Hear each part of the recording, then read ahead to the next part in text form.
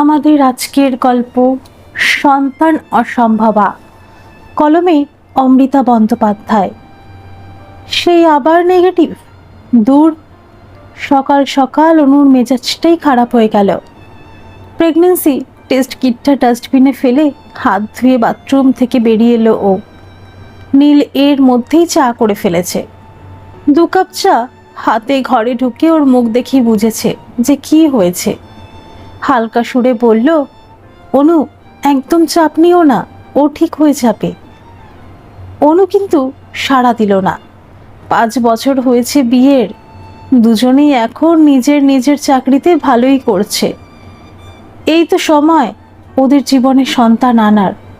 নিজেদের মধ্যে আলোচনা করেই দুজন একমত হইতো এগোনো। এই 3 মাস হলো ওরা চেষ্টা করছে। এত সময় লাগছে কেন? অনুর মধ্যে একটা হতাশা কাজ করছে। ওর সামান্য সমস্যা আছে পিসিওডির। মাসিক ঠিক সময় হওয়ানোর জন্যই সেই স্কুলে 11-12 সময় থেকেই ওষুধ খেয়ে আসছে। কিন্তু ডাক্তার তো বলেছিলেন যে সেরকম কোনো জটিলতা নেই। এই 3 থেকে 6 মাস যদি ওরা সাধারণভাবেই চেষ্টা করে তাহলেই পজিটিভ হতে পারে। না হবার কোনো কারণ নেই। তারপরও যদি না হয় তখন আরও টেস্ট ইত্যাদি করা হবে। তাহলে হচ্ছে না কেন? অনু রোজ যোগাসন করে, ও মোটা নয়, ঠিক ঠিক খাবার খায়, পুষ্টিকর, ভাজাভুজি না। ফলিক অ্যাসিড ট্যাবলেটও খাচ্ছে। তাহলে কিন্তু ত্রুটি আছে কি? ওরই শরীরেরই কোনো দোষ আছে? ও কি মা হতে পারবে না? নীলের সন্তানও ধারণ করতে পারবে না? এইসব চিন্তা আজকাল বড্ড তাড়া করে বেড়ায় ওকে। নীলের এ নিয়ে কোনো মাথা ব্যথাই নেই। ও তো সবেতেই ইয়ার্কি, সবই কোনো ব্যাপার নাকি। প্রথমেই বলেছিল, শোনো যদি না হয় এমনি তাহলে দত্তক নিয়ে নেব। এত ছোট ছোট বাচ্চা আছে যাদের কেউ নেই। আমাদের যে একদম নিজেদেরই সন্তান হতে হবে এই রকম তো কোনো ব্যাপার না অনু, তাই না? হ্যাঁ, কোনো চাপ নেই নীলের তরফ থেকে। অনুর সন্তান চাই। বেশ তো, নীলেরও চাই। তাই বলে সেই নিয়ে দিন রাত চিন্তায় চিন্তায় অস্থির হয়ে থাকতে হবে? জীবনের বাকি সব দিক আটকে রাখতে হবে নাকি? অনু চিরকালই গুছানো ধীর স্থির, একটা পরিকল্পনা মাফিক এগোনো ওর পছন্দ। সেখানে নীল ছন্ন ছাড়া, সবেতেই ফাজলামো। সব সময় যেন মুখে একটা হাসি লেগে আছে। কোনো চিন্তা নেই কিছু নিয়ে। ওর সব কিছু, চাকরির উন্নতি, শরীর স্বাস্থ্য সব নিয়ে ভাবা যেন অনুর দায়িত্ব। সেই যবে থেকে চেনে তবে থেকে। আমি এত চিন্তা করতে পারি না অনু, বেশি ভাবলেই আমার ঘুম পেয়ে যায়। এই এক কথা নীলের, এক আশ্চর্য নিশ্চিন্ত মানুষ। এই রকম আর কাউকে চেনে না অনু। জীবনে হাতে গোনা কবার ওকে চিন্তা করতে দেখেছে অনু। অথচ কিছু জিনিস নিয়ে তো ভাবতেই হয়, চিন্তা করতে হয়, হয় না? তাই অনুই ওভ্যালুয়েশন কিটে কিনেছে। ওই দিন গুনে গুনে ঠিক করছে মাসের কোন দিন ওরা চেষ্টা করলে গর্ভসঞ্চার হবার সম্ভাবনা সব থেকে বেশি। আর যত মাস এগোচ্ছে কিন্তু সুখবর আসছে না, ততই যেন আরও বেশি করে হিসেব নিকেশ করছে অনু। তুমি এইটা নিয়ে এইভাবে চিন্তা করছো কেন অনু? হাতে তো অনেক সময় আছে আমাদের। নীল ওর মুখে চিন্তা দেখে বলল। অনু বলল, তুমি কি করে বুঝবে বলো? তোমার কোনো কিছুই নিয়েই তো চিন্তা নেই। আর কিছু না পেয়েই হতাশাটা যেন নীলের উপর রাগ দেখেই বের করে অনু। নীল বোঝে যে অনু কষ্ট পাচ্ছে এটা নিয়ে। নীলও তো চায় বাবা হতে, তাই বলে অনু যা নিয়ম নিষেধ শুরু করেছে নীলের একটু অস্বস্তি হচ্ছে। আরে বাবা, এত টেনশন নিলে কি আর হয় নাকি? ভাবে নীল, বলে না। প্রথম প্রথম তো নীলও খুব উৎসাহী ছিল, হবে নাই বা কেন। যে জিনিসটা আটকানোর চেষ্টা ছিল এতদিন, সেটাই এখন হলে ভালো। ভুল করে না কিছু হয়ে যায় এই ভয় তো থাকে। না চাইতেই বাচ্চা হয়ে গেলেই মুশকিল। আর সে জায়গায় এখন লক্ষ্যই হলো বাচ্চা। নীল তো বলেই ছিল, অনু এইবার তো যখন ইচ্ছে, আর তো কোনো বাধা নিষেধ নেই। তুমি যখন বলবে আমি হাজির অনু, লজ্জা পেয়ে বলেছিল। ধ্যাত, অসভ্য। নীল একটা নিষ্পাক মুখ করে বলেছিল, আরে আমি ছাড়া তো একা একা এই কাজটা তুমি করতে পারবে না। আমি শুধু বললাম আমাকে যা করতে হবে আমি করতে রাজি, দিন হোক রাত হোক রোদ বৃষ্টি যাই হোক। শুরুর দিকে তো সব ভালোই ছিল, অনুর মনে একটা নতুন আশাও ছিল, কিন্তু যত 1 মাস 2 মাস গড়িয়ে 3 মাসেও সেই একই জিনিস হলো, অনুর ধৈর্য কমতে লাগলো। ভালো লাগছে না কিছু, শুধু দুশ্চিন্তা মাথায়। আর যত দুশ্চিন্তা বাড়ছে ততই দিন ক্ষণ নিজের টেম্পারেচার সব মাপছে আর হিসেব করছে। আর কোনো আনন্দ নেই ওদের মিলনে, দুটো মিষ্টি কথা নেই, আদর নেই, একটা কাজ যেন এই সময় করতেই হবে, হোক সারা দিন অফিসের চাপ, নিজের মাথা ধরুক বা খিদে পাক, বা দুজনের কারোর ইচ্ছে করুক বা না করুক। নীল একদিন আপত্তি তুলে ইয়ার্কি করেই বলেছিল, তুমি এইটা নিয়ে অবসেসড হয়ে যাচ্ছ অনু, এইভাবে কিন্তু খুব চাপ হয়ে যাচ্ছে, কোনো আনন্দ নেই। আর এতে সবই কি আনন্দের খেলা হতে হবে নাকি নীল? অনু রাগ করে বলেছিল। নীল অনুর মাথায় হাত বুলিয়েই বুঝিয়েছিল, সন্তান ভালোবাসার ফল অনু, এই ধরে বেঁধে হাজবেন্ডকে অত্যাচার করে সন্তান লাভ হয় না। অনুর তাতে মান অভিমান হয়েছিল, আমি অত্যাচার করছি, আমাকে আর ভালো লাগে না তোমার? এই দেখো, সেটা আবার কখন বললাম? নীল আকাশ থেকে পড়ল। অনু ছাড়া আর কাউকে কোনোদিন ভালো লেগেছে নীলের? অনু ছাড়া নীলের কে আছে এই গোটা পৃথিবীতে? কেউ না, কেউ না। অনুর অভিমান হচ্ছে দেখে আর কথা বাড়ায়নি নীল। তবু ওর মনে হয়েছে যে অনু যেন ওই একটা জিনিস নিয়েই ভেবে যাচ্ছে সারাক্ষণ, আর সেটা ঠিক হচ্ছে না।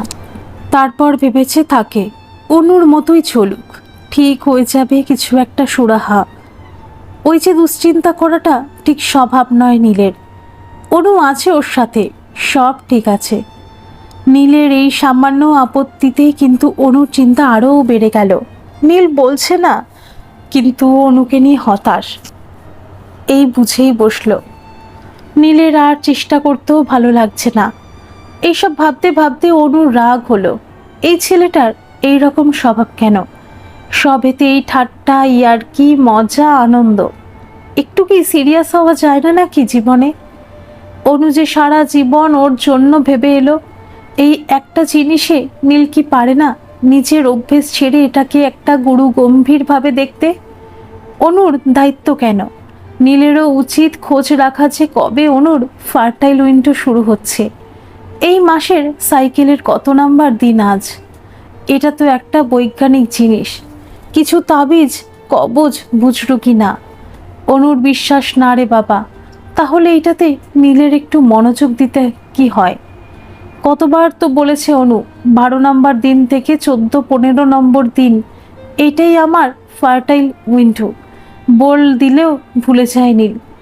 এইভাবেই দিন গোড়ায়, একটা নতুন মাসের সেই দিনগুলো এসে পড়ে অনুর হিসেবে, যেগুলো খুব দরকারি সম্ভাবনাময় দিন।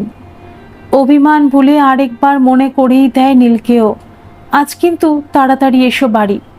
নীলের এই মাসটা অফিসে খুব কাজের চাপ, ও সত্যি কথাই বলে। 10টার আগে আসতে পারবো না অনু, এখন খুব প্রেশার কাজের। অন্য সময়ের মতন কিন্তু অনু খোঁজ করে না যে কীরকম চাপ, কতদিন চলবে সেসব দিকে ওর মনই নেই। শুধু বলে সে ঠিক আছে, 10টায় আসলেও হবে। এই কথাটা কিন্তু নীলের মনে বাজে। অনু ছাড়া ওর জন্য চিন্তা করে না কেউ সেভাবে। মাকে হারিয়েছে ছোটবেলাতেই, বাবা থেকেও নেই। এই অনুই একমাত্র নীলের ভালো থাকা খারাপ থাকা নিয়ে ভাবে। ওকে ভালোবাসে সেই কবে থেকে, আগলে আগলে রাখে। এই একটাই তো আশ্রয় নীলের। সেও যদি নীলকে উপেক্ষা করে তাহলে নীল দাঁড়াবে কোথায়, কি করবে? সন্তান সন্তান করে এমন একটা জেদ চেপেছে অনুর, কি আজকাল আর নীলের কথাও ভাবে না। নীল ওর চোখের সামনেই আছে, তাও যেন অনু এক অন্য জগতে বাস করে আজকাল। ওই দিন গোনা, ওষুধ খাওয়া, নিয়ম মেনে এক হওয়া আর টেস্ট করা, ব্যাস ওরটুকু প্রয়োজন ওর নীলকে আজকাল। সেদিন রাতে কাজ থেকে ফিরতে ফিরতে 10টা না পৌনে 11টা বাজলো নীলের। সারাদিন খুব খাটুনি গেছে, একদম ক্লান্ত হয়ে ফিরেছে। ও ফিরতেই অনু তাড়াতাড়ি খাবার গরম করে খেতে দিয়ে দিল ওকে। খেয়ে একটু সোফাতে এলিয়ে চোখ বুজিয়ে শুয়েছিল নীল। সঙ্গে সঙ্গেই তো আর ঘুম আসে না, যতই ক্লান্তি লাগুক। অফিসের কাজগুলো একটু মাথা থেকে বের করতেও সময় লাগে। অনু এসে গম্ভীর গলায় ডাকলো, কি হলো, ঘরে এসো। নীলের মাথাতেই ছিল না যে অনুর হিসেব মতো আজ সাংঘাতিক সম্ভাবনাময় একটা দিন বা রাত। সেসব ভুলে প্রথমে বলল, আসছি একটু পরে, তোমার ঘুম পেয়েছে তো ঘুমিয়ে পড়ো। আমার আসলে পুরোটা না শুনেই অনুর পা থেকে মাথা অবধি চলে গেল। রাগী গলায় বলল, নীল, ওইসব বাজে কথা ছাড়ো, এসো। আমি সকালেই বলেছিলাম আজ ওভালিউশনের দিন। নীল অনুযোগের সুরে বলল, আমার খুব মাথা ধরেছে আজ অনু, একদম ভালো লাগছে না, আজ থাক। অনু আরও রেগে গেল, থাক মানে? তোমাকে এমন সাংঘাতিক কঠিন তো কিছু করতে বলিনি। নীল তাও হালকা মেজাজেই বদমাইশি করে বলল, অনু, আমি কি শুধুই একটা শরীর তোমার কাছে? আমার কি মন নেই? অনু বকল, ফাজলামি ছাড়ো তো। নীল অল্প হেসে বলল, আজ সত্যি ইচ্ছে করছে না অনু, মাথায় খুব ব্যথা। এমনি দিনে নীল যদি বলে মাথা ধরেছে, অনু ওর মাথায় বাম লাগিয়ে দেয়। বেশি যন্ত্রণা হলে ডিসপ্রিন এগিয়ে দেয় বা অন্তত একটু পাশে বসে মাথায় হাত বুলিয়ে দেয়। নীল এই যত্ন, এই ভালোবাসাতেই এত বছর অভ্যস্ত। আজ কিন্তু অনুর মন সম্পূর্ণ অন্যদিকে। আজ এই সব খেয়াল নেই অনুর। এই কথায় আজ কেন জানি বিরক্ত হয় অনু। বলল, অজুহাত দিচ্ছ আমাকে? সোজা না বললেই তো হয়। অজুহাত? নীল ভীষণ অবাক হয়। অনেক দিন ধরেই অনুর এই পরিবর্তনেও অস্বস্তিতেই আছে, কিন্তু আজ এইটা কি বলল অনু? অজুহাত দিচ্ছে নীল? অনুর ইচ্ছের জন্য, আনন্দের জন্য সব কষ্ট স্বীকার করতে পারে নীল, তাই বলে আজ এইভাবে বলবে? কোনো কথা বাড়ালো না নীল, চুপ করে চোখ বুজিয়ে সোফায় শুয়ে পড়ল। ঝগড়া করা নীলের এমনিও পোষায় না, আর আজ মাথার ব্যথাটা সত্যিই জাঁকিয়ে ধরেছে। থাক, অনুর যা ইচ্ছে করুক, নীলেরও একটা ধৈর্যের সীমা আছে তো নাকি। নীল শুয়ে পড়ল, দেখে অনুও রেগে ভেতরে চলে গেল। শুয়ে তো পড়ল অনুও, কিন্তু ঘুম এলো কই।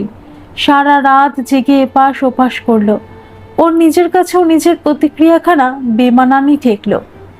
অনু মনে মনে ভাবল, কি হয়েছে আমার? আলো নিভিয়ে নিজের বালিশে মাথা দিয়ে শুতেই অনুর চোখ দিয়ে 2 ফোঁটা জল গড়িয়ে পড়ল। কেন এইভাবে কষ্ট পাচ্ছি আমি? নিজেকেই জিজ্ঞেস করলো অনু। এইভাবে বিরক্ত হয়ে যাচ্ছি কেন? এখনো তো অনেক সময় আছে, যদি সত্যি কিছু হয়ে থাকে তার চিকিৎসার উপায় আছে। এই তো সবে 3.5 মাস হয়েছে, এখনই এত হতাশ হবার মতন কোনো কারণ আছে নাকি? কি জানি কেন আজ নীলের উপর এত রাগ হলো। আর নীল, ও যে আর ঘরে শুতেই এলো না, তাতে বুঝি খারাপ লাগলো না অনুর? নীলের এই এক দোষ, সব সময় শুধু ইয়ার্কি আর ফাজলামো। অনু বিরক্ত হয়ে যায় মাঝে মাঝে, দেয় খুব করে বকে। পরে অনুর নিজেরই কষ্ট হয়। সেই কবে থেকেই তো অনু হাল ধরে আছে ওদের দুজনের হয়ে। নীল কি জানে না যে ওর ভালোটাই চায় অনু? অনুর থেকে বেশি করে কেউ চায় যে নীল ভালো থাকুক? কেউ না। তাহলে নীল এরকম করছে কেন? তা অনু আরও ভাবে, নীলই কি ওকে কম ভালোবাসে নাকি? নীল ছাড়া আর কে ওর এই বকা ঝকা শাসন হাসি মুখে মেনে নেবে? সকালে উঠতে একটু দেরি হয়ে গেল অনুর। অনেক রাত অবধি জেগে থেকে চিন্তা ভাবনা করছিল, পুরনো দিনের অনেক কথাও ভাবছিল। মুখ চোখ ধুয়ে ঘর থেকে বেরোতেই দেখলো নীল অফিস যাবার জন্য তৈরি। সবে তো 9টা বাজে, এর মধ্যে চান হয়ে গেল, জামা কাপড় পরে ফেলল। এত তাড়া কিসের? নীল জল খাবারও বানিয়ে রেখেছিল ওর জন্য। রোজকার দায়িত্ব এটা নীলের। জল খাবার আর চা নীল বানায়, দুপুরের খাবার অনু, আর রাতে দুজনে কিছু একটা করে নেয় হাতে হাতে। অনুর জন্য পাউরুটি আর ফল ঢাকা দিয়ে রাখা ছিল। নীলের নিজের খাওয়া প্রায় শেষ। অনু কি একটা জিজ্ঞেস করতে যাবে এমন সময় নীলের ফোনটা বেজে উঠল। অনুর মা ফোন করেছেন। অনু শুনল ওর মা বলছেন, কিরে, কাল রাতে তোকে ফোন করলাম, ধরলি না তো? নীল হেসে উত্তর দিল, কাল অফিস থেকে আসতে অনেক দেরি হয়েছিল, আর এসে এমন ক্লান্ত লাগছিল, ঘুমিয়েই পড়েছিলাম। তোমার ফোনটা যখন এসেছে আমি আর শুনতে পাইনি, জানো, সরি। অনুর মা নীলকে খুব স্নেহ করেন, জামাই তো এখন, তার কত আগে থেকেই ওর মনের অনেকটা জয় করে আছে নীল।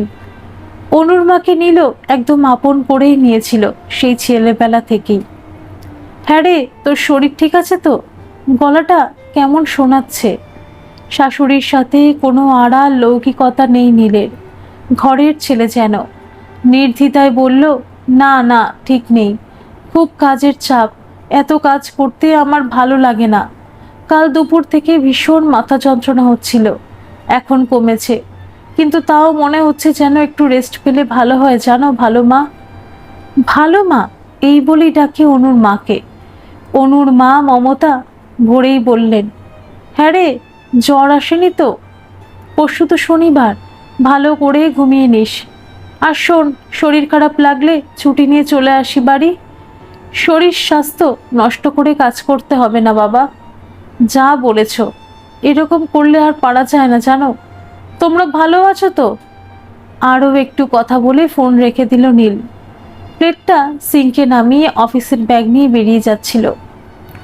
অনু বলল, আজ তাড়াতাড়ি যাবে বলনি তো? ওর দিকে না তাকিয়ে নীল উত্তর দিল, জিজ্ঞেস করনি কি করে বলবো, আর বললেও ভাববে অজুহাত দিচ্ছি।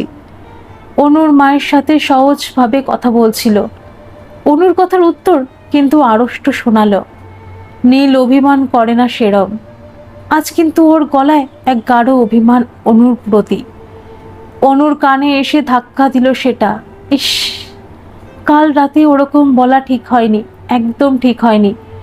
অনু অনুযোগে সুরেই বলল, নীল, কাল রাতে আমি। ওর কথাটা শেষ হবার আগেই নীল বলল, আমার কাল সত্যি মাথা ধরেছিল অনু, আমি মিথ্যে বলতে যাব কেন বলো? অনু চুপ করে থাকলো। সত্যি তো কি লাভ নীলের ওকে মিথ্যে বলে? এই কমাস তুমি আমাকে যেভাবে ট্রিট করছো, আমি যদি তোমাকে ভুল করেও কখনো সেভাবেই, তোমার কেমন লাগতো বলো অনু? অনু এর উত্তর কি দেবে? উত্তর হয়তো অনেক কিছুই দেওয়া যেত, সেগুলো ঠিক গুছিয়ে উঠতে পারল না। জিজ্ঞেস করলো, কখন ফিরবে আজ? এই প্রশ্নে নীলকে হঠাৎ খুব ক্লান্ত দেখালো যেন। হাসলো না। আমি জানি না অনু, সত্যি, বলে বেরিয়েই গেল। অনু আর কিছুই বলার সুযোগ পেল না। অনুর আজ আর অফিস যেতে ইচ্ছে করছে না, আজ বাড়ি থেকেই কাজ করবে, ওয়ার্ক ফ্রম হোম। কিন্তু কাজে মন বসে কই, শুধু উল্টো পাল্টা চিন্তা ঘুরছে মাথায়। সেগুলো মাথা থেকে সরাতে গিয়ে একটু পুরনো ছবি দেখতে বসলো অনু।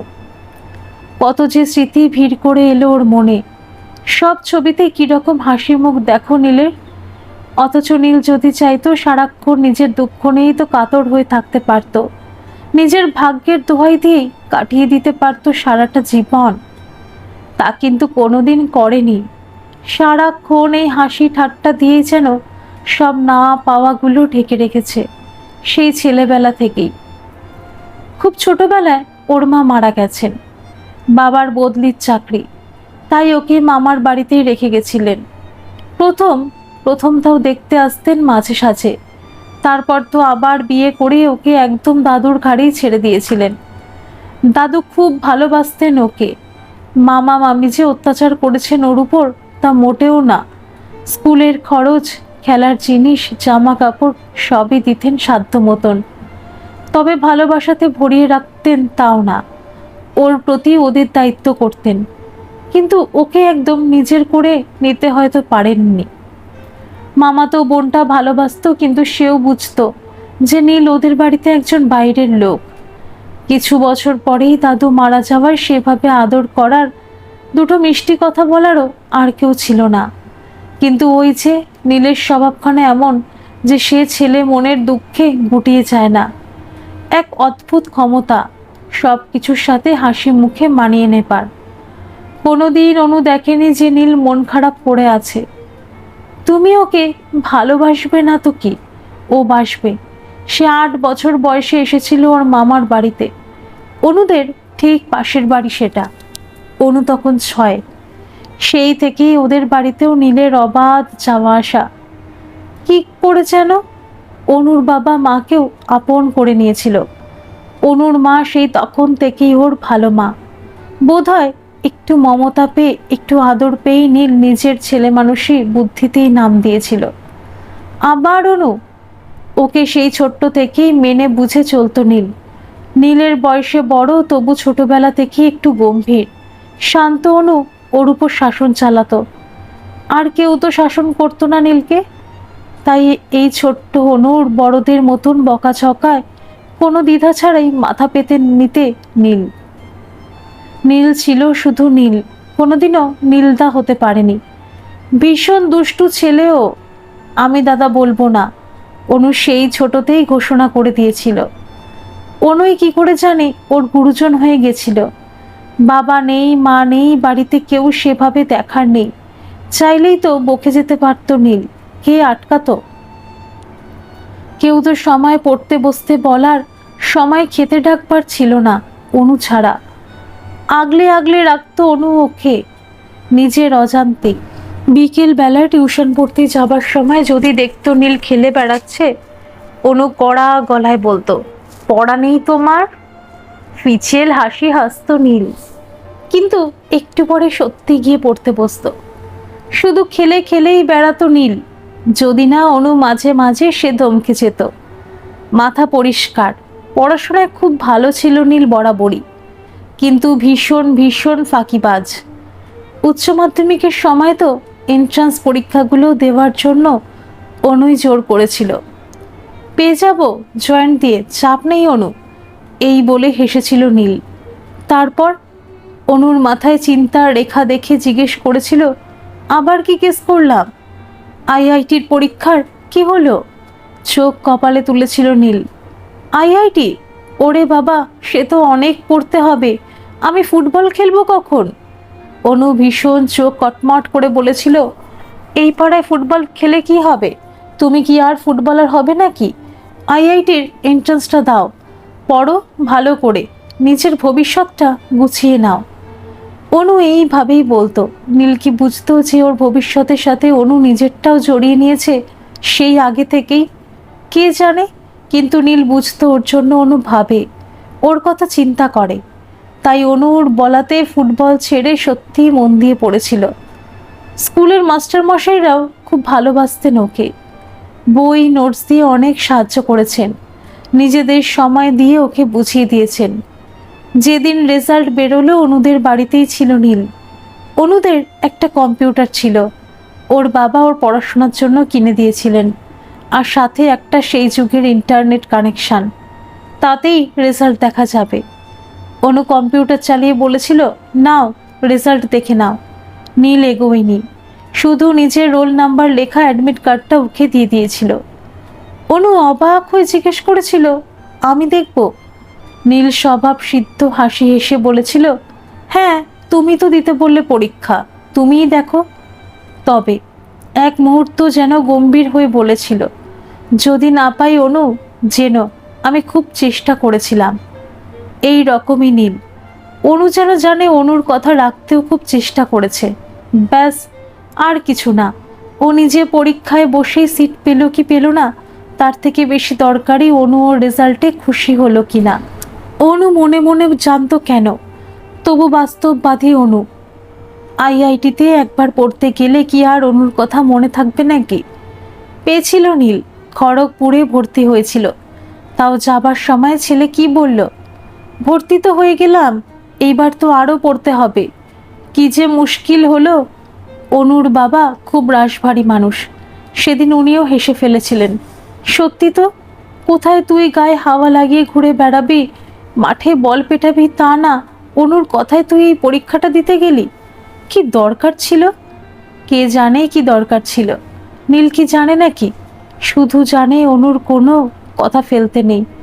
অনু যা বলে ওর ভালোর জন্যই বলে, এই তো জানতো নীল, আর তা তলিয়ে দেখেনি।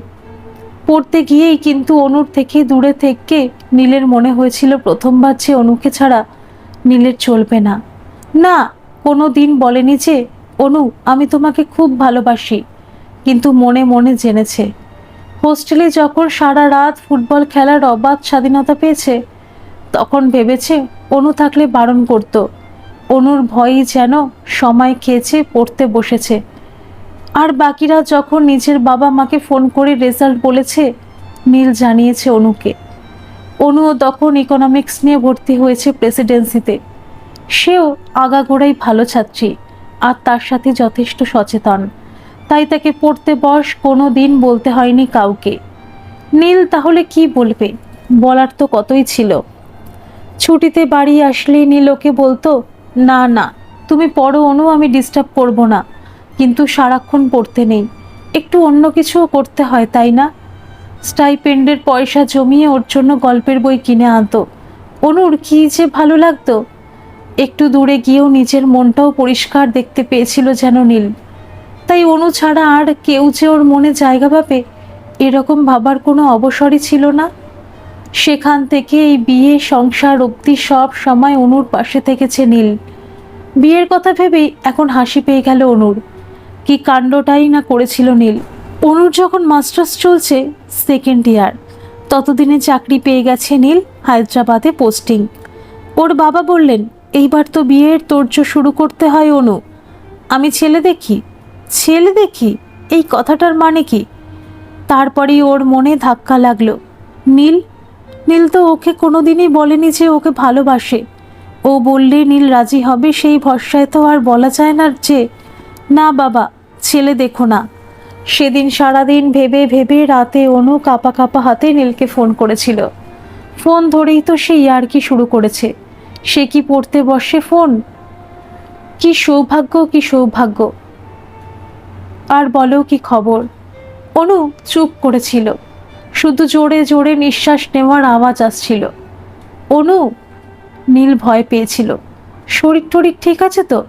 নিজেকে খুব সংযত রেখে অনু বলেছিল, আমার বিয়ের জন্য বাবা পাত্র দেখছে নীল, এই বছরেই বিয়ে দিতে চায়। ব্যাস এটুকু বলেই ফোন রেখে কান্নায় ভেঙে পড়েছিল অনু। নীল যদি না এগিয়ে আসে ও আর কি করবে?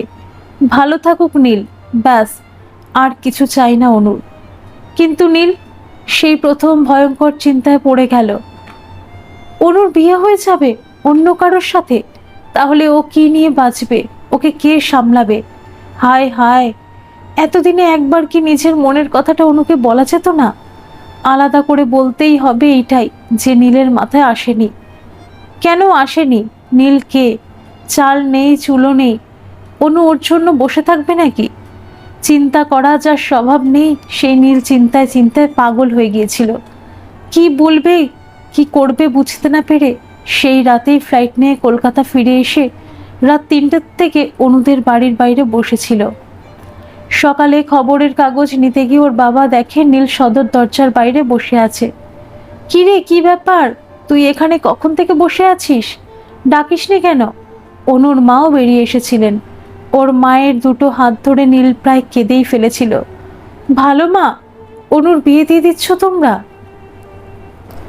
সেই প্রথম দেখেছিল অনু এই ছেলে কিছু নিয়ে চিন্তা করতেও পারে। অনুকে হারিয়ে ফেলার ভয় সাত তাড়াতাড়ি এসে হাজির হয়েছে। দেখে ভালো লেগেছিল অনুর, খুব খুব ভালো। অনুর মনে মনে ভয় ছিল তো, হয়তো নীল বলল, ও বাবা, বিয়ে ফিয়ে আবার কে করে? এই বেশ চলছে। বাবা মায়ের দিক থেকে কোনোই আপত্তি ছিল না, আর নীলের দিকে সেরকম অভিভাবকই কেউ ছিল না। বিয়ে তো ঠিক হলো, কিন্তু পাত্র একদম কুপোকাত হয়ে পড়ল। ওই ডিসেম্বরের ঠান্ডায় সারা রাত বাইরে বসে থেকে যা জ্বর বাঁধিয়েছিল নীল, সে কি অবস্থা। বাবা তো অনুকে বকেই দিলেন। কি এমন বলেছিস ওকে যে এইভাবে এসে ছেলেটা অসুস্থ হয়ে পড়ল? তোর কথা রাখবে জানিস বলে কি এরকম করে টেনে আনতে হয় অনু? ও না হয় চিরকালটাই হটকারী, তুই তো ঠান্ডা মাথার মেয়ে বলেই জানতাম। অনুর মায়াও লেগেছিল, আবার রাগও হয়েছিল। ফোন করে কথা বলা যেত না? শুধু শুধু বাবার কাছে বকুনি খাওয়ালো, পাগল একটা। আচ্ছা তুই সারা রাত বাইরে বসে থাকলি কেন বলতো? আমরা তো আর আজ ভোরবেলায় অনুর বিয়ে দিয়ে দিতাম এরকম না নীল। ওর মাও বকেছিলেন নীলকে। আর এলি যদি ডাকবি তো আমাদের। এই রকম কাণ্ডজ্ঞানহীন ছেলের সাথে আমার একমাত্র মেয়ের বিয়ে দেব না আমি। ততক্ষণে নীল বুঝেছে যে আর ভয় নেই, তাই জ্বরের চোটে উঠে বসতে না পারুক এক গাল হেসে বলেছিল, আর তো মাঝরাতে আসার দরকার নেই ভালো মা। এরপরে থেকে তো তোমাকে জানিয়ে সকালের ফ্লাইট ধরেই আসবো। এখন তো আর অন্য কারোর সাথে তুমি অনুর বিয়ে দেবে না, তাই না? তারপর নিজেই আবদার জুড়েছিল, আমাকে একটু ওই তোমার আদা দেওয়া চা করে দাও না প্লিজ, গলায় ব্যথা করছে। 3 দিন জ্বরে ভুগে তবে আবার ফিরতে পেরেছিল। ততদিনে বিয়ে একদম ফাইনাল। হ্যাঁ, নীলের সাথেই পরের বছর বিয়ে হয়েছিল অনুর। অনুও ক্যাম্পাস থেকেই হায়দ্রাবাদে চাকরি পেয়ে গেছিল ততদিনে। নীলের দিকে তো সেরকম কেউ ছিল না, তাই বিয়ের অনুষ্ঠানটাই বড় করে হয়েছিল। নীল খরচের ভাগ দিয়েছিল। অনুর বাবা প্রথমে নিতে চাননি। উনি উল্টে বলেছিলেন, মেয়ের বিয়েতে আমি তো কিছু যৌতুক দিচ্ছি না নীল, তার উপর তুই কেন খরচের ভাগ দিবি? নীলের হিসেব সোজা। ছি ছি, যৌতুক আবার কি? সেসব একদম দিতে নেই। শোনো না, আমার তো কেউ নেই, শুধু মামারা আসবে বিয়েতে। বৌভাত আর কি করে হবে? তো এই একই বিয়েতেই আমার বন্ধু বান্ধবদেরকেও ডেকে নেব ভাবছিলাম। অনুর মা বলেছিলেন, হ্যাঁ নিশ্চয়ই ডাক, তারা ছেলে পক্ষ, এমনিই তো ডাকবো তাদের, তার জন্য খরচ তোকে দিতে হবে না। নীল চূড়ান্ত দুঃখের অভিনয় করে বলেছিল, যাপ বাবা, ভালো মা, তোমার কি এটা বলা উচিত ছিল? আমার মনটা দুঃখে খান খান হয়ে গেল। তোমার বলা উচিত ছিল যে নীল, তোর আর কেউ না থাকুক আমরা তো আছি, তা তোর যতটুকু সামর্থ্য তুই তাই দে বিয়ের খরচায়। অনু যা পারবে দিচ্ছে, তোর বেলাতেও তাই নিয়ম। তার না, শুধু তুই আমাদের কেউ নোস, আসবি, বিয়ে করবি, চলে যাবি। ধুস, আমাকে কারোরই পছন্দ না দেখছি। এতই যদি খারাপ আমি, আমার সাথে দিও না বিয়ে, তোমাদের একমাত্র মেয়ের। আমি বনে চলে যাচ্ছি। তারপর আর কে ওকে মুখের ওপর না বলবে। বিয়ের পরের দিন হঠাৎ এত বছর পরে নীলের বাবা এসেছিলেন ওর মামার বাড়িতে। মামাই খবর দিয়েছিলেন যে ওদের বিয়ে। দ্বিতীয় পরিবারকে সঙ্গে আনেননি, হয়তো আনতে বেঁধেছিল। ওকে বাদ দিয়েই তো উনি নিজের জীবনটা গুছিয়ে নিয়েছিলেন। সেটা যে অন্যায় হয়েছে সে কি উনি জানতেন না? এতদিন যার মুখও দেখেনি সেই ছেলেকে কি বলবেন ঠিক করে উঠতে পারেননি। তুমি তো অনেক বড় হয়ে গেছো নীল, এই বলে অপ্রস্তুত হেসেছিলেন। অনু প্রণাম করায় ওর দিকে এগিয়ে দিয়েছিলেন সঙ্গে আনা কিছু গয়না। বলেছিলেন, এইগুলো নীলের মায়ের গয়না মা, আশীর্বাদ হিসেবে নাও, সে থাকলে নিজেই দিত তোমাকে। অনু কি করবে বুঝতে পারেনি, নেবে হাত পেতে? যে মানুষটা নীলকে এইভাবে অবহেলা করেছে, একটু খোঁজ পর্যন্ত রাখেনি, তার কাছ থেকে গয়না নেবে অনু? নীলের দিকে তাকিয়েছিল। নীল কিন্তু দ্বিধা করেনি, অমলিন হেসে বলেছিল, না অনু, দিচ্ছেন উনি আশীর্বাদ করে। ছেলের দিকে অবাক হয়ে তাকিয়েছিলেন ভদ্রলোক। বোধহয় ভেবেছিলেন নীল রাগারাগি করবে, এত অবহেলার কৈফিয়ত চাইবে। হাত জোর করে বলেছিলেন, পারলে আমাকে ক্ষমা করো বাবা। নীল কিন্তু ওর হাত দুটো ধরে ফেলেছিল, সহজেই বলেছিল, এতে ক্ষমা করার কি আছে? আপনার উপর আমার তো কোনো রাগই নেই, কোনো দিনই ছিল না, আমি তো ভালোই আছি। এত অল্পে ছাড়া পেয়ে যেন উনি বেঁচে গেছিলেন, আর কোনো দিন খোঁজ নেননি, নিল না। শুধু যখন উনি ফিরে গেলেন নীল অনুর হাতখানা খুব জোরে চেপে ধরেছিল, আর অনু দেখেছিল ওর চোখের কোণগুলো চিকচিক করছে। সামনে নিয়েই বলেছিল নীল, তুমি আমাকে ছেড়ে কোনোদিন যেও না অনু। অনুর এই সব মনে পড়ায় মুখে একটা হাসি খেলে গেল। বিয়ের ছবিগুলোর উপর একবার হাত বুলিয়ে নিল। সেই বিয়ের পর থেকেই তো ওর আর নীলের এই ছোট্ট সংসার। নীল শুধু অনুকে ঘিরেই তো সাজিয়েছে সব, আর কে আছে ওর আপন? অনুকে ভালো রাখতে কোন জিনিসটা বাদ রেখেছে নীল? অনুর সব কথার দাম দিয়েছে তো, অন্য সবার থেকে বেশি। কত অন্যায় আবদারও তো রেখেছে, আর এমন সহজ সরল একটা মানুষের ওপরেই রাগ করেছে অনু। ছি ছি, এইরকম কেউ করে না। আজ নীল আসলে অবশ্যই ওর সাথে ভালো করে কথা বলে সব অভিমান মুছে দেবে অনু। মনে মনে একদম ঠিক করে রাখলো। অফিসে এসে নিল আর চিন্তায় পড়ে গেছে। অনু গম্ভীর, অনু ধীর স্থির, কিন্তু কোনোদিন অনুকে এইরকম অস্থির বিরক্ত দেখেনি নীল। মেয়েটার মধ্যে কি যে একটা যুদ্ধ চলছে, নীল কি করেছে ওর এই কষ্টটা দূর করবে বুঝতেও পারছে না। অনুকে এইভাবে দুশ্চিন্তা করতে দেখে ভালো লাগছে না ওর। কাজে কাজে থাকলেও সে এই কথাগুলি মাথায় ঘুরে ঘুরে আসছে। শরীরটাও আজ ভালো লাগছে না। কাল রাতে ভালো করে ঘুম হয়নি, মাথাটা যন্ত্রণা করছে আবার। কাল একটা ডেডলাইন ছিল, আজ কাজ কম, তাই রক্ষে। নীল চিন্তা কাটাতে উঠে এক কাপ চা নিয়ে এলো। ভাবলো যদি এইভাবেই চলতে থাকে তাহলে ডাক্তার দেখতে হবে আবার। এরকমও তো হতে পারে কিছু সমস্যা আছে। সমস্যা থাকলে যেন বাবা আমারই থাকে, ও অনু ঠিক মেনে নেবে। অনু নিজের মধ্যেই শুধু খুঁত খুঁজে যাচ্ছে। আরে বাবা, এই শরীরের ব্যাপার, পড়াশোনা বা কাজ না যে তুমি মন দিয়ে করলেই হয়ে যাবে। কপালে থাকলে ঠিক হবে, না থাকলে হবে না। এই নিয়ে এভাবে কেন যে হতাশ হয়ে যাচ্ছে অনু, সেটাই তো নীল ধরতে পারছে না। আর সব রাগ গিয়ে পড়ছে নীলের উপর। অনু নীলের উপর রাগ করলে নীলের ভীষণ মন খারাপ করে। অনু জানে না সেটা। অনু ওর বোকামিতে রাগ করবে, চেঁচাবে, সেসব নীল কবেই মেনে নিয়েছে। বেলা অবধি ঘুমোলে টেনে তুলে দেবে। এত কুড়ে কেন তুমি, এই বলে 4টে কাজ ধরিয়ে দেবে। আবার নীলের শরীর খারাপ করলেও বকবে। কোন দিকে হুঁশ থাকে তোমার? কি করে শরীর খারাপ বাঁধলো? কি খেয়েছিলে অফিসে বলো মনে করে? নিশ্চয়ই ওই রাস্তার কচুরি আর কোল্ড ড্রিঙ্ক। মজা তোমার বের করে দেব আমি, কিন্তু ভালোবাসবে। মাথায় হাত বুলিয়ে দেবে, ঘুমের মধ্যে উসখুস করলে এই তো আমি, এই বলে সান্ত্বনা দেবে। এই তো নীলের জগৎ। সেই অনু একবারও কাল ডাকতে এলো না। কাল রাতে ওকে সারা রাত নীল সোফায় ঘুমালো। হয়েছে আগে কোনো দিন? এইসব ভাবছিল নীল অফিসেই বসে। দেখতে দেখতে সময় অনেকটা গড়িয়ে গেছে। এমন সময় ওর বন্ধু বিঘ্নেশ এসে বলল, let's get tea from outside.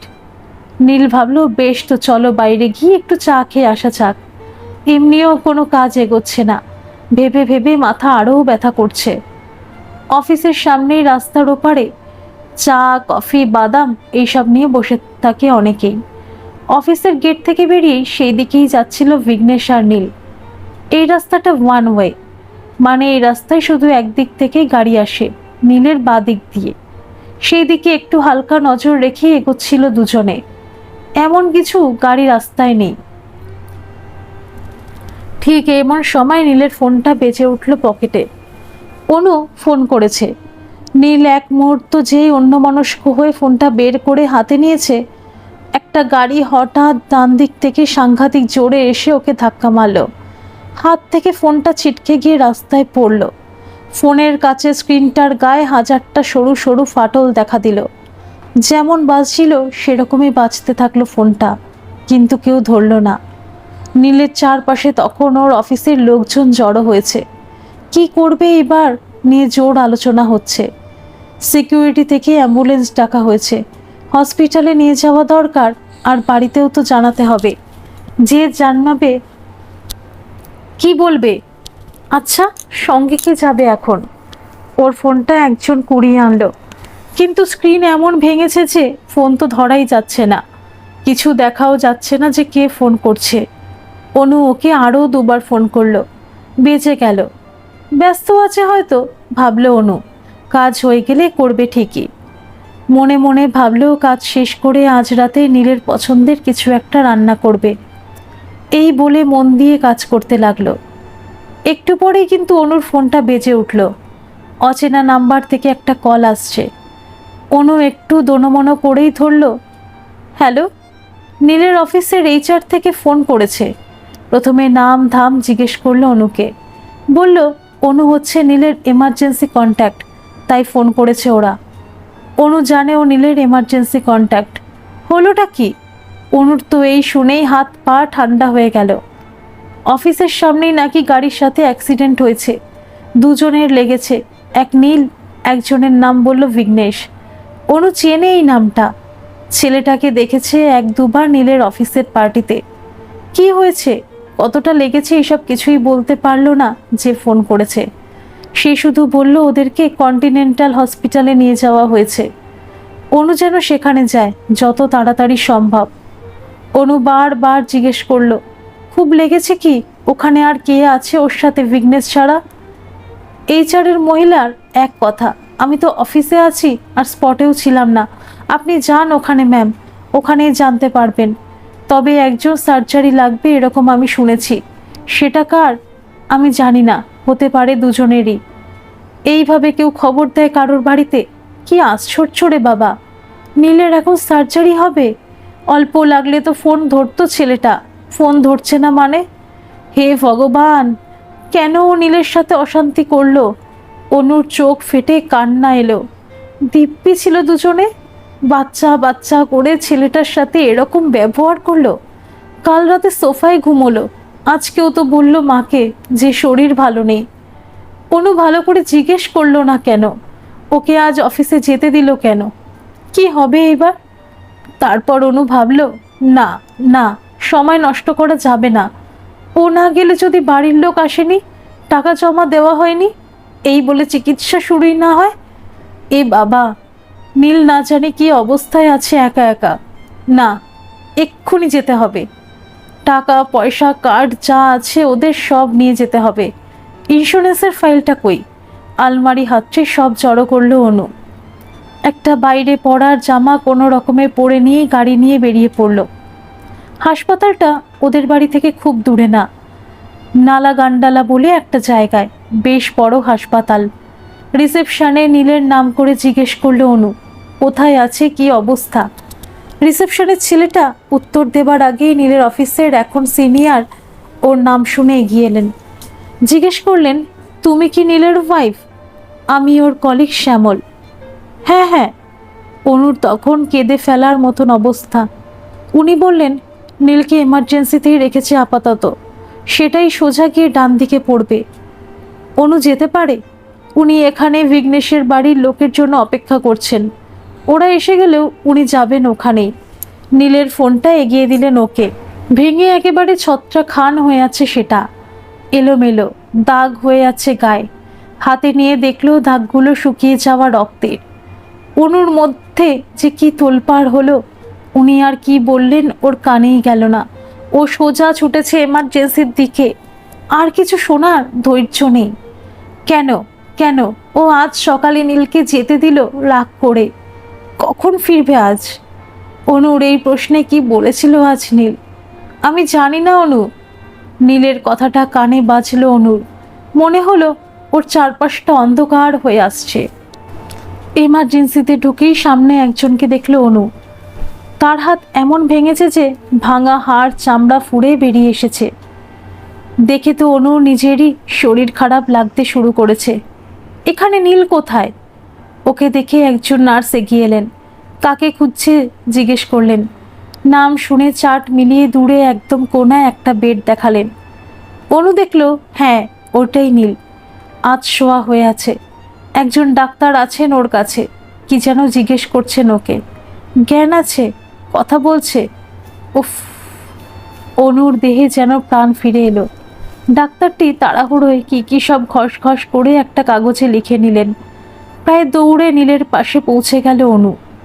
তবে ডাক্তারবাবু ওকে কিছু জিজ্ঞেস করার সুযোগ না দিয়ে বললেন, ডোন্ট ওয়ারি, ওয়েট হিয়ার, বলেই পা দ্রুত পায়ে এগিয়ে গেলেন। ওনাদের কি আর দাঁড়ালে চলে? নীলকে কাছ থেকেই দেখলো অনু। গালে ঝরে গেছে, নিচের ঠোঁটটাও কেটেছে অনেকখানি, আর ডান হাতটা ভীষণ ফুলে উঠেছে। রক্ত জমাট বেঁধে কালচে হয়ে আছে। বেশ ভালোই লেগেছে, কিন্তু তাও অনু যা ভেবেছিল তার থেকে তো অনেক ভালো অবস্থায় আছে। শান্তি বাবা। কাঁধে হাত রাখলো অনু। ইস, কি অবস্থা হয়েছে! ওর দিকে অবাক হয়ে তাকালো নীল। অনু, তুমি কি করে এলে এখানে? অনু হাঁপাতে হাঁপাতে বলল, তোমার অফিস থেকে আমাকে ফোন করেছিল, খুব ব্যথা করছে হাতটায়। নীল করুণ মুখ করে বলল, হাতেই লেগেছে বেশি, তবে ধাক্কা লেগে এমন পড়ে গিয়েছিলাম যে গোটা গায়ে ব্যথা করছে জানো, খুব। তারপর অনুর মুখ দেখে বলল, তোমার কি শরীর খারাপ লাগছে অনু? বসবে একটু? অনু ভাবলো, হায়, এর উপর রাগ করে কেউ নিজের লেগেছে আর অনুকে জিজ্ঞেস করছে যে ও বসবে কি না। অনু ওর হাতটা দেখে জিজ্ঞেস করলো, এক্সরে হয়েছে? ভাঙেনি তো? না, করবে। মনে হয় না ভেঙেছে, ভাঙলে আরও যন্ত্রণা করতো। তবে আমার ফোনটা একদম গেছে অনু, তাই তোমাকে আমি জানাতে পারিনি যে আমার কিছুই হয়নি। অনু রাগ করে বলল, কিছুই হয়নি? এটা কিছুই না হবার লক্ষণ। হ্যাঁ। তাতে নীল আরও বিমর্ষ হয়ে বলল, বিঘ্নেশের আরও লেগেছে জানো, ওকে তো সার্জারিতে নিয়ে গেছে। কি মুশকিল বলো, আমরা একটু চা খেতে যাচ্ছিলাম আর গাড়িটা এমন ভুল দিক থেকে এলো, দেখতেই পাইনি। তোমার ফোনটা আসছিল ঠিক সেই সময়।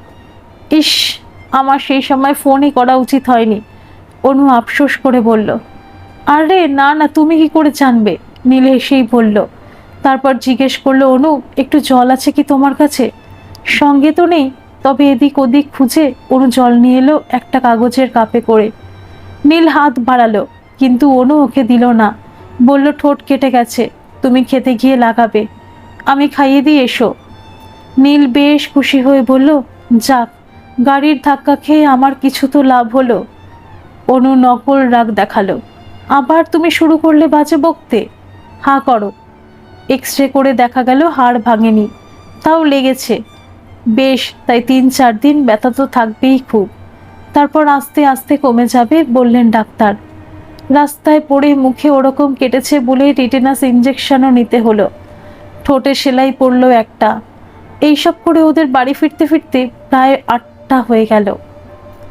নীল ফেরার সময় নিজস্ব কায়দায় বলল, ওই গাড়িটা যে চালাচ্ছিল আমি বলবো ও বেশ ভালো লোক জানো, কিন্তু শুধু আমাকে ধাক্কা দিলেই হতো, শুধু শুধু বিঘ্নেশকে মারতে গেল কেন? অনু রাগ করেই বলল, কেন তোমাকেই বা ধাক্কা দেবে কেন শুনি একটু? নীল চোখ বড় বড় করে বলল, বারে, ও ধাক্কা দিল বলেই তো তোমার মনে হলো যে আমি বুঝি এই পৃথিবীর মায়া কাটিয়ে চলে গেছি। তাই তো তুমি দৌড়ে মানে গাড়ি নিয়ে এলে আমাকে দেখতে, না হলে তো আমার উপর রাগ করেছিলে, খালি খ্যাচর ম্যাচর করছিলে, এক চিলতে ভালোবাসছিলে না। অনু রাগ করে রাস্তার পাশে গাড়ি থামিয়ে বলল, এইরকম করলে আমি নামিয়ে দেব তোমাকে, বাড়ি নিয়ে যাব না। নীল জানে এইসব ফাঁকা আওয়াজ, বলল, দাও নামিয়ে, আর কি করব? এই যদি আজ আমার ভবলীলার সাঙ্গ হয়েছে তো কোথায় আর পেতে অনু? আফসোস করতে তো, ভাবতে কি এমন মন্দ ছিল? ঘরের দুটো কাজ করত, বকুনি বকুনি শুকত, মরেই গেল। আবার তুমি?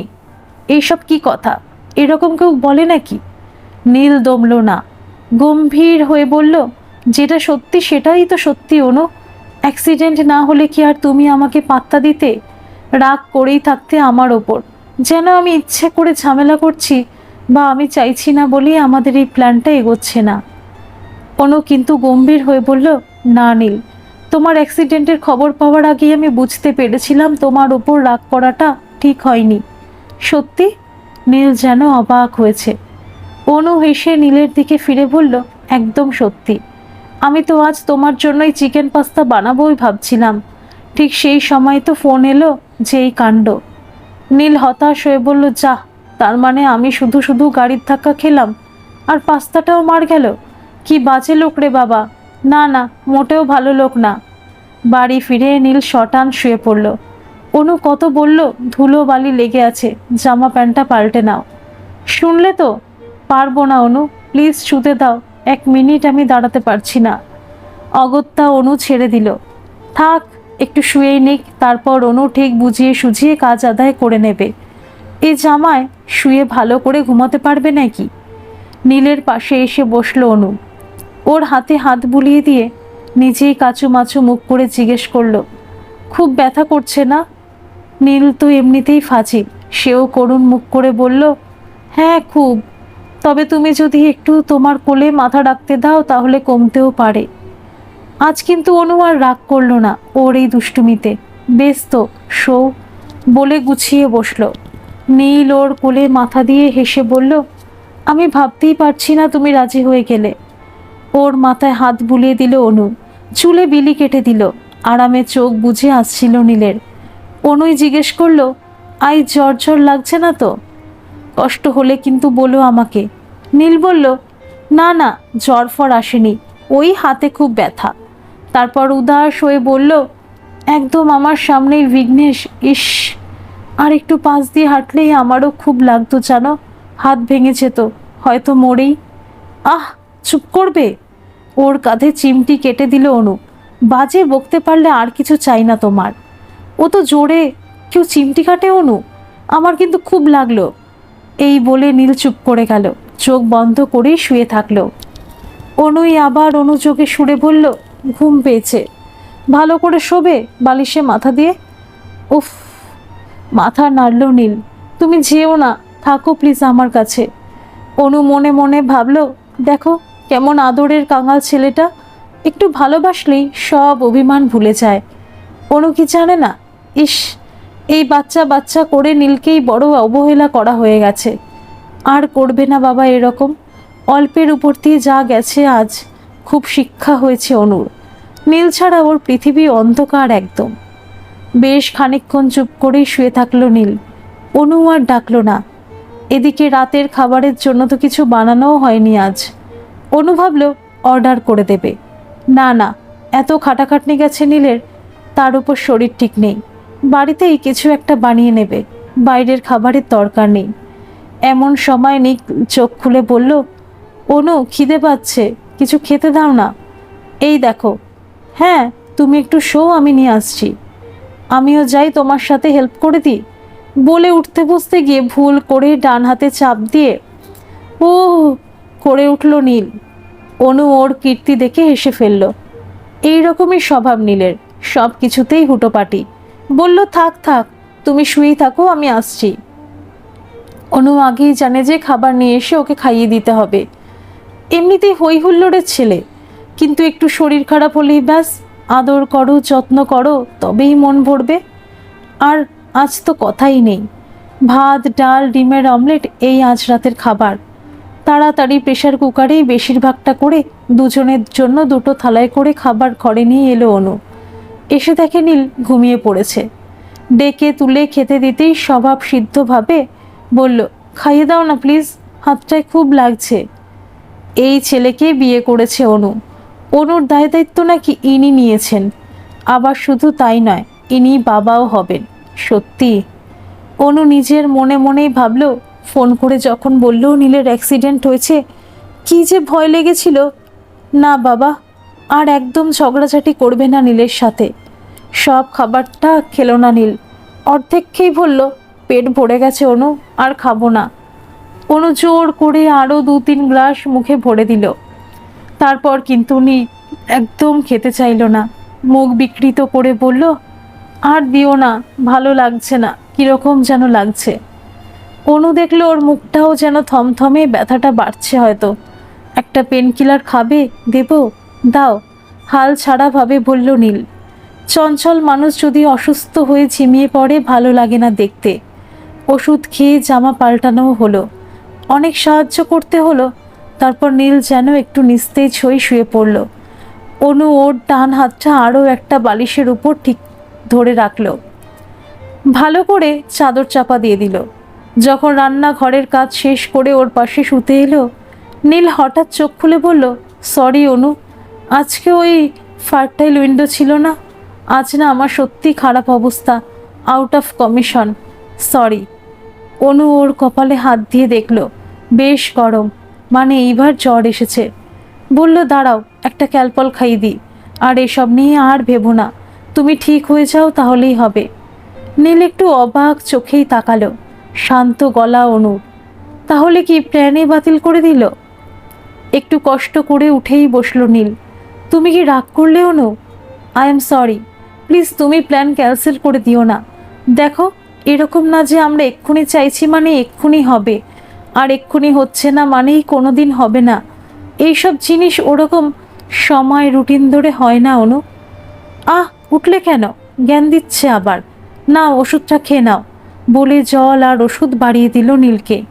তারপর ওকে আরও অবাক করে ওর নাকের ডগায় একটা চুমু খেয়ে বলল, সরি আবার কি? আমি কিছুই ক্যান্সেল করছি না নীল, আমার কাছে তুমি আছো, এই অনেক। নীল চোখ বড় বড় করে নিজের নাকে হাত বুলিয়ে বলল, আমার মনে হয় মাথায় লেগেছে অনু, হ্যালুসিনেশন হচ্ছে, ভুল দেখছি, ভুল শুনছি, আমি আছি তাতেই হবে? না না, এরকম হতেই পারে না, আমি গেলেও ক্ষতি নেই, শুধু একটা শেষ কাজ করে ফটো হলেই হলো। নীল, মারবো না এমন তোমাকে? নীল খিলখিল করে হাসলো, তারপর আরাম করে শুয়ে বলল, তুমি আমাকে মারবে? মারো, তুমি মারলে আমার লাগে না অনু, কিন্তু কিন্তু কি? তুমি আমার ওপর ওরকম রাগ করলে আমার বড্ড খারাপ লাগে। আমি কি করব বলো? আমার আয়ত্তে থাকলে তো হয়ে যেত। কতজন চায় না তাও তাদের ছেলে মেয়ে হয়ে যায়, আবার অনেকে চায়, কত চেষ্টা করে একটাও হয় না। এসব ভাগ্যের ব্যাপার অনু। অনু ওর পাশে গুটিসুটি মেরে শুলো। নীল একদম নিচু স্বরে বলল, মন খারাপ করে না অনু, এরকম প্রেশার নিও না, ঠিক সময় হবে সব। আমাদের মধ্যে যদি মন কষাকষি হয়ে যায় কি লাভ হবে অনু? একটা বাচ্চার তো একটা ভালো সুন্দর পরিবেশ চাই, তবে তো। সে যদি দেখে, বলে আর চোখে একবার অনুকে দেখে ফাজিল হেসে বলল, মা বাবাকে ধরে পেটায়, সেও তো ঘাবড়ে যাবে, তাই না? অনুও কনুয়ে ভর দিয়ে আতশোয়া হয়ে বলল, আমি তোমাকে পেটাই? কি বাজে কথা। বাচ্চা হলে সেও জানবে মাই ভালো, বাবা মস্ত পাজি। দেখে শুনে রাস্তা পার হতে পারো না, কেমন লাগিয়ে এলে বলো তো? শুধু শুধু কষ্ট ভোগ করা। এইবার কবে সারবে? সেই কবে সারবে, না সারলে তো আবার কাজে বিঘ্ন। আই, বেশি না, আমি কেমন ভয় পেয়েছিলাম জানো? জানো তুমি, বলে নীলের বা হাতে দিল এক চিমটি। সে উড়ি বাবা, কি অত্যাচার বলে মিথ্যে কান্নাকাটি জুড়ল।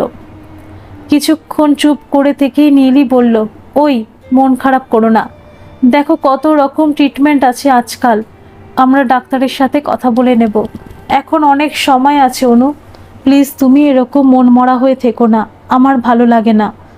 অনু হাসলো একটু, তারপর বলল, ঠিক বলেছ, বাচ্চা যখন হবে হবে, এখন তোমার পলিসিতেই চলবো, আমিও আর এই নিয়ে গোনাগুনি হিসেব করব না, টেনশন নেব না। হতে পারে আমাদের আরেকটু সময় লাগবে, বা হতে পারে আমাদের কিছু সমস্যা আছে। এখন তো কতজনই লেটে বেবি নেয়, 36-37-এও দিব্যি বাচ্চা হচ্ছে। এত তাড়াহুড়োর তো কিছু নেই। আর যদি সত্যি না হয়, আমিও অ্যাডাপ্ট করতে রাজি। ভালো করে মানুষ করাটাই তো আসল, বলো? সে তো অবশ্যই, নিজের জিন থাকতে হবে এরকম মানে নেই অনু। হ্যাঁ, ওই এক্সপিরিয়েন্সটা থেকে তুমি ডিপ্রাইভড হবে, তোমার কাছে সেটা নিশ্চয়ই ইম্পর্টেন্ট, তবে সেটা একটা পার্ট মাত্র। একটা বাচ্চাকে জন্ম দিলেই তো হয় না, তার খেয়াল রাখা, ঠিক করে মানুষ করা, সেটাই তো আসল। এই যে আমাকেই দেখো, আমার তো মাকে আবছাই মনে আছে, কত বয়স তখন আমার। তখনই যদি কোনো নিঃসন্তান কাপেল অ্যাডাপ্ট করে নিত আমাকে, হয়তো বেটারই হতো, আমার জন্য, তাদের জন্য। আমাকেও বেকার মামার ঘাড়ে চেপে থাকতে হতো না, আর হয়তো তারাও একটা আনন্দ খুঁজে পেত যেটা বায়োলজিক্যালি পসিবল হয়নি। বলে একটা দীর্ঘশ্বাস ফেলল নীল। এরকম কথা তো কোনো দিন বলেনি। অনু এই প্রথম এই জিনিস শুনল ওর মুখে। অনু কাছে ঘেঁষে এসে বলল, মাথায় হাত বুলিয়ে দিল কিছুক্ষণ, তারপর খুব আস্তেই জিজ্ঞেস করলো, তোমার খুব মন খারাপ করতো, তাই না? বলতে না তো কিছু কোনো দিন। কি বলতাম অনু? বলে কি হতো? মা ফিরে আসতো, বাবা নিয়ে যেতেন নিজের কাছে আমাকে, মেনে নেওয়া ছাড়া আমার কাছে উপায় কি ছিল বলো? তারপর হাসলো। অনুর হাতটা নিজের হাতে ধরে বলল, ওসব চুকে বুকে গেছে অনু, আর কেউ না থাক আমার, তুমি তো আছো, আমি তো সব সময় আছি নীল, আজীবন থাকবো, ব্যাস। আবার কি, আর কি চাই আমার? তা তুমি কি অ্যাডাপ্ট করতেই চাও? মানে, বলো না ঠিক করে। অনু নাড়া দিল। নীল একটু ভাবলো, তারপর বলল, দেখো অনু, আমি একদম অ্যাডাপ্টই করতে চাই এরকম না, আমরা ট্রাই করি, ডাক্তারের সাথে কথা বলি, যদি চিকিৎসার দরকার হয় করতে পারি, আমার আপত্তি নেই কিছুতেই। তবে ওই আর কি, বায়োলজিক্যাল বাচ্চাই চাই এরকম আমার শর্ত নেই। আইভিএফ, সারোগেসি, এইসব উপায়গুলো আমার নেওয়ার ইচ্ছে নেই, বাকি তুমি যা বলবে। আমারও কোনো শর্ত নেই। অনুও হাসি মুখে বলল, সারোগেসি খুব কমপ্লিকেটেড জিনিস, তার থেকে অ্যাডাপশানই বেটার। আমারও তো ওতে ইন্টারেস্ট নেই, অন্যের শরীরেই যদি বেড়ে উঠলো তাহলে সেও তো তার মা হলো, মানে যারা করে, আমি বলছি না যে তাদের সিদ্ধান্তটা ভুল, তবে ওই আর কি, আমার কমফর্টেবল লাগবে না। কিছু বছর অবধি ট্রাই করি, না হলে অ্যাডাপ্ট করে নেব।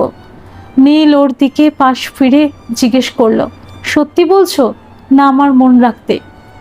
অনু নীলের মতন কায়দা করে বলল, তোমার আবার মন কি নীল, আমার কাছে তো তুমি শুধু একটা শরীর। নীল এতে ভীষণ মজা পেয়ে হেসে উঠল, বলল, কি যাতা তুমি। হ্যাঁ অনু, আর আমাকে বলো, এই অনেক বকর বকর হয়েছে, ঘুমিয়ে পড়ো তো এবার চুপটি করে। অনু ঘরের আলোটা নিভিয়ে দিল। অনু, তুমি খুব ভালো জানো, নীল একদম ফিসফিসিয়ে বলল। ও জানি, আর তুমি মস্ত পাজি সেটাও জানি। বলেই অনুর দিকে পাশ ফিরে গায়ে হাত রেখে বলল, এইবার ঘুমাও, গুড নাইট, গুড নাইট। 2 বছর পর অনুর বাবা মা এসেছেন মেয়ের কাছে এই কদিন। আজ হসপিটাল থেকে ফিরবে অনু আর ওর মেয়ে আদ্রিতা। ওহো, ভুল বলা হলো, মেয়ে কি শুধু মায়ের, বাবারও তো। অনু বাদে আরেকজন কেউ এই মত্ত ভালোবাসা চায়, আজ প্রথম জানল নীল। অনু সাবধানে মেয়েকে তার বাবার কোলে দিয়ে গম্ভীরভাবে বলল, এইবার কিন্তু ভালো করে বড় করতে হবে ওকে নীল, আশকারা দেবে না শুধু, অনেক দায়িত্ব এখন তোমারও।